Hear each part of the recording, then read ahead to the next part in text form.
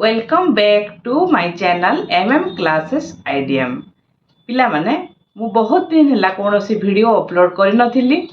आज बहुत दिन परे मु एई वीडियोटी अपलोड करूची। आज हम पढ़िबा अष्टम श्रेणी साहित्यिका बहिर प्रथम प्रबंध रोगी सेवा। प्रथमे एही पाठटीर एही प्रबंधटीर लेखक उदयनाथ षडंगी विषय मु किछि कहिबी एवं तापरे आमे ए पाठर सारमर्म को जीवा। एही प्रबंधटीर लेखक हेउचंती उदयनाथ षडंगी।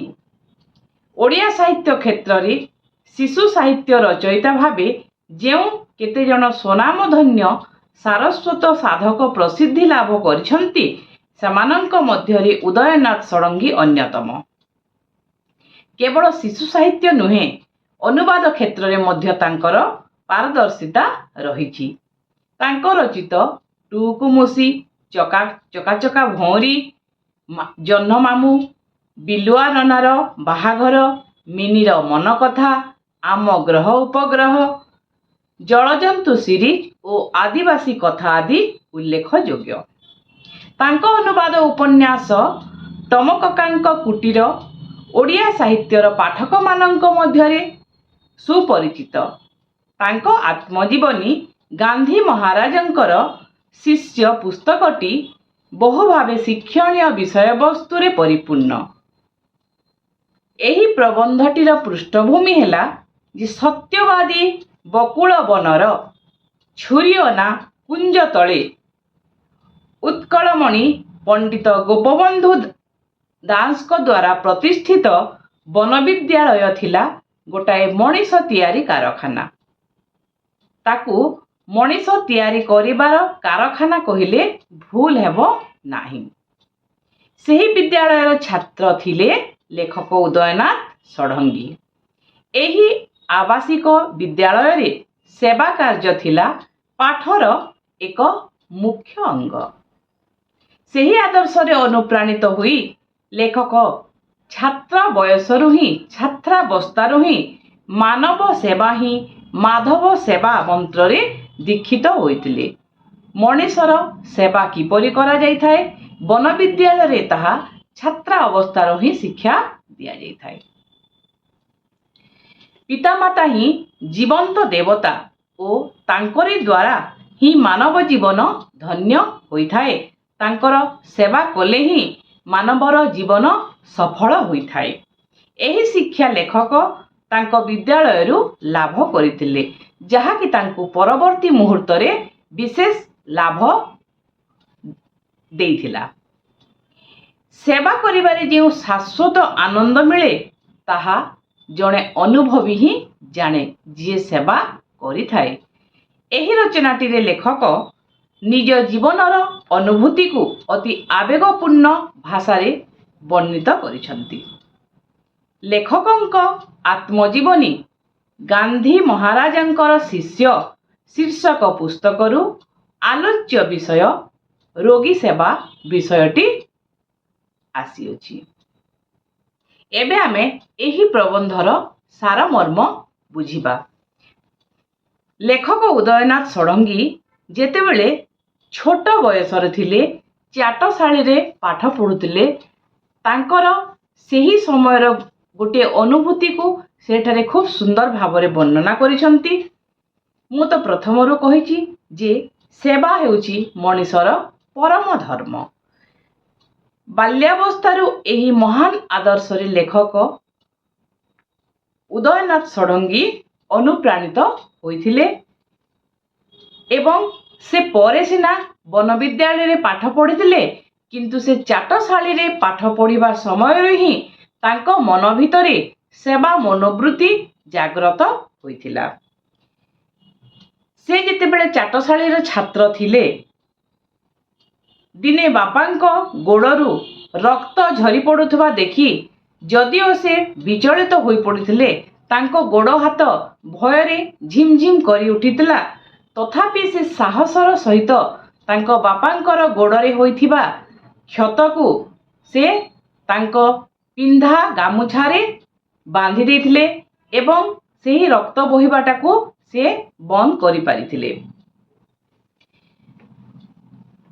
କିଛି ସମୟ ପରେ ସେ ଯାଇଥିଲେ ତାଙ୍କ ଗାଁର ବୈଦ୍ୟ ନିକଟକୁ, ଯେଉଁ ବୈଦ୍ୟ ନିକଟକୁ କି ଯିବାକୁ ଗାଁର ସବୁ ପିଲାମାନେ ଭୟ କରିଥାନ୍ତି। କାହିଁକି ଭୟ କରନ୍ତି ନା ବୈଦ୍ୟଙ୍କ ପାଖକୁ ଗଲେ ଛୋଟ ଛୁଆମାନଙ୍କୁ ଚଡ଼ୁ ବା ଚେଙ୍କ ଦିଆଯାଏ ବୋଲି ସେମାନେ ଭୟ କରୁଥିଲେ। ଆଗ କାଳରେ ଲୋକେ ଡାକ୍ତରୀ ଚିକିତ୍ସା ଉପରେ ଏତେଟା ନିର୍ଭର କରୁନଥିଲେ ବା ଡାକ୍ତରମାନେ ଯେ କେବଳ କଟାକଟି ହିଁ କରନ୍ତି, ସେମାନେ ରୋଗ ଯାହା ହେଉନା କାହିଁକି ଡାକ୍ତରଙ୍କ ପାଖକୁ ଗଲେ ସେମାନେ କେବଳ କଟାକଟି କରନ୍ତି, ଏଇ ଧାରଣା ଲୋକଙ୍କ ମନରେ ଥିଲା। ତେଣୁ ଲୋକେ ଅତି ସହଜରେ ଡାକ୍ତରଙ୍କ ପାଖକୁ ଯାଉନଥିଲେ। ଯଦି କାହାରି କିଛି ବେଶୀ ଅସୁବିଧା ହେଉଥିଲା ତାହେଲେ ସେମାନେ ଗାଁରେ ଥିବା ବୈଦ୍ୟ ପାଖକୁ ଯାଉଥିଲେ ଏବଂ ବୈଦ୍ୟଙ୍କ ଠାରୁ ହିଁ କିଛି ଚେରିମୂଳି ଔଷଧ ଆଣି ତାହା ପ୍ରୟୋଗ କରି ସେମାନେ ଠିକ୍ ହେଉଥିଲେ। ଛୋଟ ଛୁଆମାନଙ୍କୁ ଚଡ଼ୁ ବା ଚେଙ୍କ ଦେଉଥିବାରୁ ସେମାନେ ବୈଦ୍ୟକୁ ଦେଖିଲେ ଡରୁଥିଲେ। ଯଦିଓ ସେହି ସମୟରେ ଲେଖକ ଉଦୟନାଥ ଷଡ଼ଙ୍ଗୀ ଛୋଟ ବୟସ ଥିଲେ, ତାଙ୍କ ମନରେ ବି ବୈଦ୍ୟଙ୍କୁ ଦେଖି କିଛିଟା ଭୟ ଥିଲା। କିନ୍ତୁ ସେଦିନ ସେ ଯେତେବେଳେ ତାଙ୍କ ବାପାଙ୍କର କ୍ଷତ ଦେଖିଲେ, ତାଙ୍କ ବାପାଙ୍କର କ୍ଷତରୁ ଏତେଟା ରକ୍ତ ବୋହିବା ସେ ଦେଖିଥିଲେ, ତାଙ୍କ ପାଖରେ ଆଉ କିଛି ଉପାୟ ନଥିଲା ଏବଂ ସେହି ସମୟରେ ଘରେ ତାଙ୍କର 2 ଜଣ ବଡ଼ ଭାଇ ମଧ୍ୟ ନଥିଲେ। ତେଣୁ ସେ ବାଧ୍ୟ ହୋଇଯାଇଥିଲେ ବୈଦ୍ୟଙ୍କ ପାଖକୁ ବାପାଙ୍କ କଥା କହି ତାଙ୍କଠାରୁ ଔଷଧ ଆଣିବା ପାଇଁ ବା ସେ ବୈଦ୍ୟଙ୍କୁ ଘରକୁ ଡାକି ଆଣି ବାପାଙ୍କୁ ଦେଖେଇବା ପାଇଁ। ଏବଂ ଲେଖକ ଯେତେବେଳେ ଯାଇଥିଲେ ବୈଦ୍ୟଙ୍କୁ ଡାକିବା ପାଇଁ, ବୈଦ୍ୟ ତାଙ୍କ ସହିତ ମଧ୍ୟ ଘରକୁ ଆସିଥିଲେ ଏବଂ ସେ ତାଙ୍କ ବାପାଙ୍କ କ୍ଷତ ସ୍ଥାନରେ କଅଁଳ ଦୁବ ଘାସକୁ ଛେଚି ତାକୁ ଲଗେଇ ଦେଇଥିଲେ ଏବଂ ସେହି ସ୍ଥାନରେ ଖଣ୍ଡିଏ କନାକୁ ଜୋରରେ କଷିକିରି ବାନ୍ଧି ଦେଇଥିଲେ। ସେହି ସମୟରେ ଯନ୍ତ୍ରଣାର ଉପଶମ ପାଇଁ କୌଣସି ଡାକ୍ତରୀ ଔଷଧ ମଧ୍ୟ ମଫସଲି ଗାଁରେ ମିଳୁନଥିଲା। ବାପା ଯନ୍ତ୍ରଣାରେ କଷ୍ଟ ପାଉଥିବାର ଲକ୍ଷ୍ୟ କରିଥିଲେ ଏବଂ ସେ ସେହିଦିନ ରାତିରେ ଦେଖିଲେ ଯେ ବାପା ତାଙ୍କର ଅତ୍ୟଧିକ କଷ୍ଟ ହେବାରୁ ଠିକ୍ ଭାବେ ଶୋଇପାରୁନାହାନ୍ତି ଏବଂ ଲେଖକ ଯେହେତୁ ଛୋଟ ବୟସରେ ଥିଲେ, ସେ ପ୍ରତିଦିନ ତାଙ୍କ ବାପାଙ୍କ ସହିତ ରାତିରେ ଶୋଉଥିଲେ। ଯେଉଁଦିନ ବାପାଙ୍କର ଦେହ ଅସୁସ୍ଥ ଥିଲା, ତାଙ୍କ ପାଦରେ ଯେଉଁଦିନ ଆଘାତ ଲାଗିଥିଲା, ସେଦିନ ରାତିରେ ତାଙ୍କ ବାପା ଠିକ୍ ଭାବେ ଶୋଇପାରିନଥିଲେ। ଆଁ କରି ରାତି ସାରା ସେ କଷ୍ଟ ପାଇଥିଲେ। ସେହି ଶବ୍ଦରେ ଲେଖକଙ୍କର ନିଦ ଭାଙ୍ଗି ଯାଇଥିଲା। ସେ ଉଠିକି ଯେତେବେଳେ ଦେଖିଲେ ରାତି ଅଧରେ ଯେ ତାଙ୍କ ବାପା ଉଠିକି ବସିଛନ୍ତି ଏବଂ ନିଜେ ତାଙ୍କର ପାଦକୁ ଆଉଁସୁଛନ୍ତି ଏବଂ ତାଙ୍କ ମୁହଁର ହାବଭାବକୁ ଲକ୍ଷ୍ୟ କରି ସେ ଜାଣିବାକୁ ପାଇଥିଲେ ଯେ ତାଙ୍କ ବାପାଙ୍କୁ ବହୁତ କଷ୍ଟ ହେଉଛି, ସେଥିପାଇଁ ସେ ଶୋଇପାରୁନାହାନ୍ତି। ଲେଖକ ଏତେ ଛୋଟ ବୟସରୁ ମଧ୍ୟ କ'ଣ କଲେ ନା ନିଜେ ଯାଇ ବାପାଙ୍କ ପାଦ ପାଖରେ ବସିଲେ ଏବଂ ସେ ବାପାଙ୍କ ଗୋଡ଼ ପାଦକୁ ଆଉଁସି ଦେଲେ। କିଛି ସମୟ ବାପାଙ୍କ ପାଦ ଆଉଁସି ଦେବା ପରେ ତାଙ୍କ ବାପାଙ୍କର ନିଦ ହେଇଯାଇଥିଲା ଏବଂ ସେ ବେଶ ଆରାମରେ ଶୋଇଯାଇଥିଲେ ଘୁଙ୍ଗୁଡ଼ି ମାରିକି। କିନ୍ତୁ ଲେଖକଙ୍କୁ ଆଉ ନିଦ ହୋଇନଥିଲା। ଏତେ କମ୍ ବୟସର ପିଲା ହୋଇ ମଧ୍ୟ ସେ ସାରା ରାତି ଅନିଦ୍ରା ରହି ବାପାଙ୍କର ଗୋଡ଼ ସେମିତି ଆଉଁସୁଥିଲେ। ସକାଳୁ ଯେତେବେଳେ ବାପାଙ୍କର ନିଦ ଭାଙ୍ଗିଥିଲା, ସେତେବେଳେ ସେ ଦେଖିଥିଲେ ଯେ ପୁଅ ତାଙ୍କର ଗୋଡ଼ ପାଖରେ ବସି ଗୋଡ଼ ଆଉଁସୁଛି ଏବଂ ସେ ବେଶ ଖୁସି ହେଇଯାଇଥିଲେ। ତାଙ୍କ ପିଠିରେ, ତାଙ୍କ ମୁଣ୍ଡରେ ହାତ ଆଉଁସି କହିଥିଲେ, ଯା ତୁ ଏବେ ଟିକେ କିଛି ସମୟ ପାଇଁ ଶୋଇପଡ଼। ଏବଂ ତାଙ୍କ ବାପା ତାଙ୍କ ବୋଉଙ୍କ ଆଗରେ ମଧ୍ୟ ପୁଅର ପ୍ରଶଂସା କରୁଥିବାର ଲେଖକ ଶୁଣିବାକୁ ପାଇଥିଲେ। ସେ ନିଜର ପ୍ରଶଂସା ଶୁଣିଥିଲେ ତାଙ୍କ ବାପାଙ୍କ ମୁହଁରୁ ଯେ ଦେଖ, ପିଲାଟା ରାତି ସାରା ନ ଶୋଇ ମୋ ଗୋଡ଼ ଆଉଁସୁଥିଲା ଆଉ ମୋତେ ତାହା ଜାଣି ବେଶ ଖୁସି ଲାଗିଲା। ଏହା ଥିଲା ଲେଖକ ଉଦୟନାଥ ଷଡ଼ଙ୍ଗୀଙ୍କର ପିଲାବେଳୁ ସେବା ମନୋବୃତ୍ତି। ଏଥିରୁ ଆମେ ଜାଣିପାରୁ ଯେ ଏତେ ଅଳ୍ପ ବୟସରୁ ତାଙ୍କ ମନରେ କିପରି ସେବା ମନୋଭାବ ଜାଗ୍ରତ ହୋଇଥିଲା।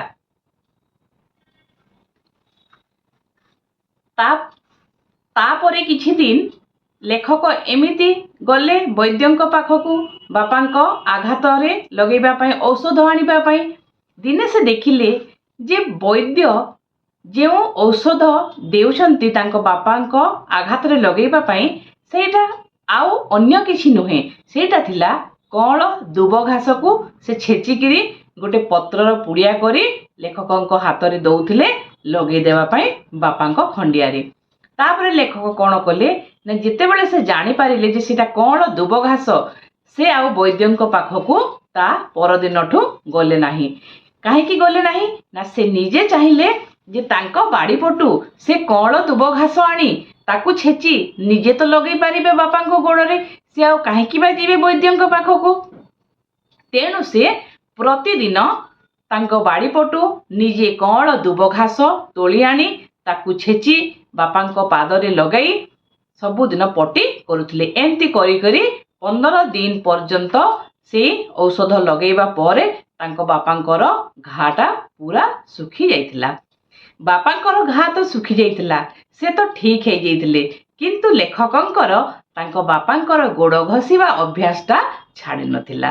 ସବୁଦିନ ସେ ସେମିତି ବାପାଙ୍କର ଗୋଡ଼ ନିଶ୍ଚୟ ଘଷୁଥିଲେ। ନିଜେ ଶୋଇବା ପୂର୍ବରୁ ବାପାଙ୍କର ଗୋଡ଼, ଅଣ୍ଟା, ପିଠି ସବୁ ଘଷି ଦେଉଥିଲେ, ତାପରେ ସେ ଶୋଉଥିଲେ।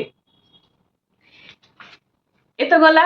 ତାପରେ ସେ ଯେତେବେଳେ ପାଠ ପଢ଼ିଲେ ସେତେବେଳକୁ ତାଙ୍କର ତ ଧାରଣା ନଥିଲା, ସେ ବୈଦ୍ୟଙ୍କ ଠାରୁ ହିଁ ଜାଣିଥିଲେ ଯେ ଦୁବ ଘାସକୁ ଛେଚିକିରି କ୍ଷତ ସ୍ଥାନରେ ଲଗେଇଲେ ସେଇଟା ଠିକ୍ ହୁଏ ବୋଲି।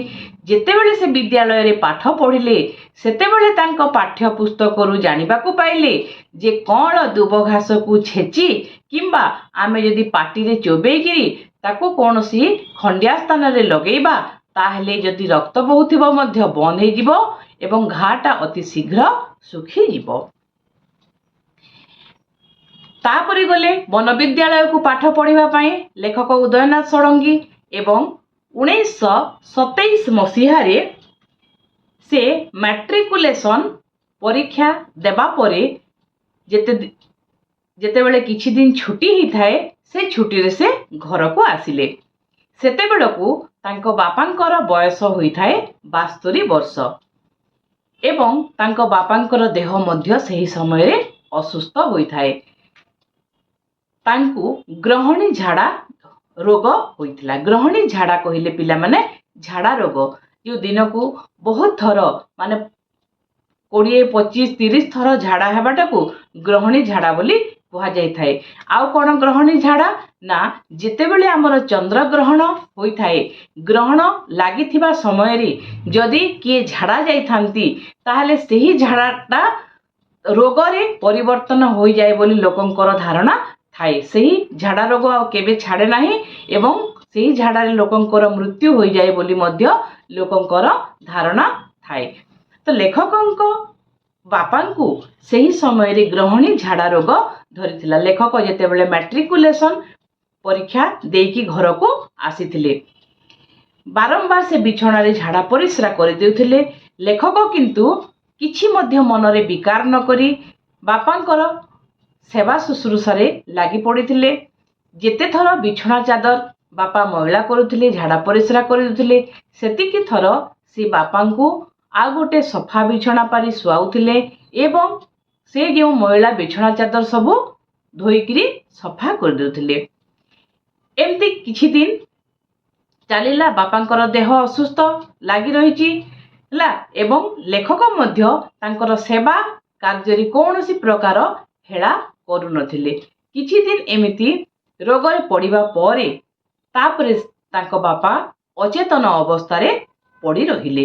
ମାନେ 3 ଦିନ ତାଙ୍କର ଆଉ ଚେତା ରହିଲା ନାହିଁ। ସେ ସେନ୍ସଲେସ୍ ବା ଅଚେତନ ହୋଇ 3 ଦିନ ପର୍ଯ୍ୟନ୍ତ ରହିଲା ପରେ ତାଙ୍କର ମୃତ୍ୟୁ ହୋଇଥିଲା। ଏବଂ ବେଳେବେଳେ ସେଇ ଅଚେତନ ଅବସ୍ଥାରେ ଥିଲାବେଳେ ଟିକିଏ ସମୟ ପାଇଁ ମଧ୍ୟ ଯେତେବେଳେ ତାଙ୍କର ଚେତା ଫେରୁଥାଏ, କେବଳ ସେ ତାଙ୍କ ପୁଅକୁ ହିଁ, ତାଙ୍କର ସାନ ପୁଅ ବା ଲେଖକଙ୍କୁ ହିଁ ପାଖରେ ସେ ଖୋଜୁଥିଲେ। ରାତି ସାରା, ଦିନ ସାରା ଏମିତି ବସିକିରି ଲେଖକ ତାଙ୍କ ବାପାଙ୍କର ସେବା କରୁଥିଲେ। ରାତି ସାରା ଉଜାଗର ରହୁଥିଲେ। ଯଦିଓ ବେଳେବେଳେ ତାଙ୍କ ବୋଉ ଏବଂ ବଡ଼ ଭାଇମାନେ ଲେଖକଙ୍କୁ କହୁଥିଲେ ଯେ ଯା ତୁ ବି ଟିକେ ଶୋଇପଡ଼, ସାରା ରାତି ଅନିଦ୍ରା ରହିଲେ ତୋର ବି ଦେହ ଖରାପ ହୋଇଯିବ। ଲେଖକଙ୍କର ମନ ମାନୁନଥିଲା। ସେ ଯାଉଥିଲେ ତଥାପି ସେ ଶୋଇପାରୁନଥିଲେ ଏବଂ ତାଙ୍କ ବାପାଙ୍କର ମଧ୍ୟ ଯେତେବେଳେ ଟିକେ ଚେତା ଫେରୁଥିଲା ସେ କେବଳ ତାଙ୍କ ସାନ ପୁଅଙ୍କୁ ହିଁ ତାଙ୍କ ପାଖରେ ଖୋଜୁଥିଲେ। ସେଥିପାଇଁ ଲେଖକ ତାଙ୍କ ବାପାଙ୍କୁ ଛାଡ଼ିକିରି ବିଲକୁଲ ମଧ୍ୟ କୁଆଡ଼େ ଯାଉନଥିଲେ। 3 ଦିନ ଏମିତି ଅଚେତନ ଅବସ୍ଥାରେ ରହିଲା ପରେ ଦିନେ ତାଙ୍କ ବାପାଙ୍କର ମୃତ୍ୟୁ ହୋଇଯାଇଥିଲା। ତ 72 ବର୍ଷ ବୟସରେ ଲେଖକ ଯେତେବେଳେ ମ୍ୟାଟ୍ରିକୁଲେସନ ପରୀକ୍ଷା ଦେଇଥିଲେ ସେହି ସମୟରେ ଲେଖକଙ୍କର ବାପାଙ୍କର ମୃତ୍ୟୁ ହୋଇଥିଲା। ତ ଆଜି ପାଇଁ ପିଲାମାନେ ଆମେ ରୋଗୀ ସେବା ପାଠର ସାରମର୍ମକୁ ଏଇଠି ରଖିବା। ମୁଁ ପୁଣି ନେକ୍ସଟ କ୍ଲାସରେ ଏହି ପାଠର ବାକି ଥିବା ସାରମର୍ମ ବୁଝେଇବି। ତାହେଲେ ଆଜି ପାଇଁ ଏତିକି। ଆଶା କରୁଛି ସମସ୍ତଙ୍କୁ ମୋର ଏହି ଭିଡ଼ିଓଟି ଆଜି ବହୁତ ଭଲ ଲାଗିବ ଏବଂ ଯେଉଁମାନେ ଆଜି ପର୍ଯ୍ୟନ୍ତ ମୋ ଚ୍ୟାନେଲକୁ ସବସ୍କ୍ରାଇବ୍ କରିନାହଁ ଶୀଘ୍ର ସବସ୍କ୍ରାଇବ୍ କରିନେବ ଏବଂ ବେଲ୍ ଆଇକନକୁ ମଧ୍ୟ ପ୍ରେସ୍ କରିଦେବ, ଯାହାଫଳରେ ମୋର ସବୁ ନୂଆ ନୂଆ ଭିଡ଼ିଓର ନୋଟିଫିକେସନ୍ ତୁମମାନଙ୍କ ପାଖକୁ ପହଞ୍ଚିଯିବ। ଏବେ ମୋ ଭିଡ଼ିଓ ସେଣ୍ଡ କରିବାରେ କୌଣସି ଅବହେଳା କରିବି ନାହିଁ। ଶୀଘ୍ର ଭିଡ଼ିଓ ପ୍ରତିଦିନ ଅପଲୋଡ଼ ହେବ। ତାହେଲେ ଆଜି ପାଇଁ ଏତିକି।